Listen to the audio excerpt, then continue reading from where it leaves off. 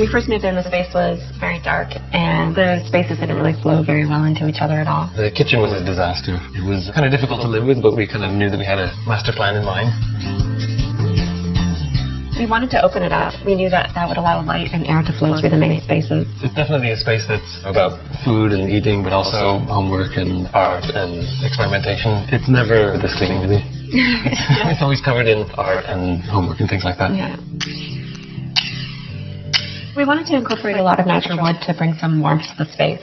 Other than that, we tried to keep the palette as clean and as simple as possible. We decided to keep the old white oak floor, so we used that as a material for some of the cabinetry and other wood details in the space.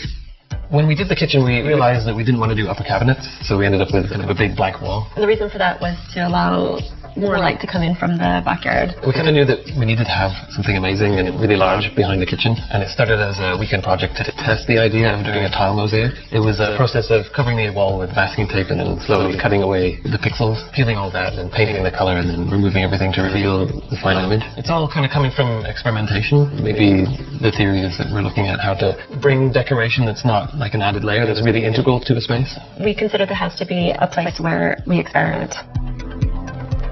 The kitchen counter and the integral dining table are done with cheap poplar plywood, and we did a simple white plastic laminate with an exposed plywood edge and some careful thoughts about where we expose some plywood and do some bevels. It all kind of worked out well and was really low cost. Doing the details on the countertop like that have maybe been more of an experiment, and how carefully we've had to create a detail and design a detail that can be cost effective.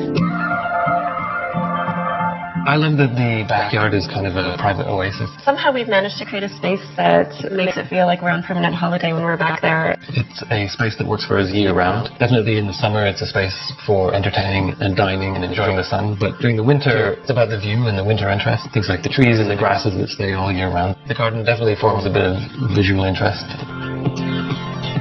I think it's an important point that as designers we would like to focus on the big moves.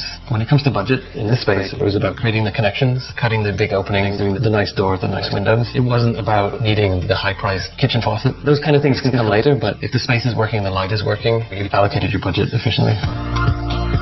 I think our home is a reflection of who we are. I love how we've been able to take our home and use it as a sandbox for experimenting with these different ideas. This house is very comfortable for us, and we feel like we can be at home here.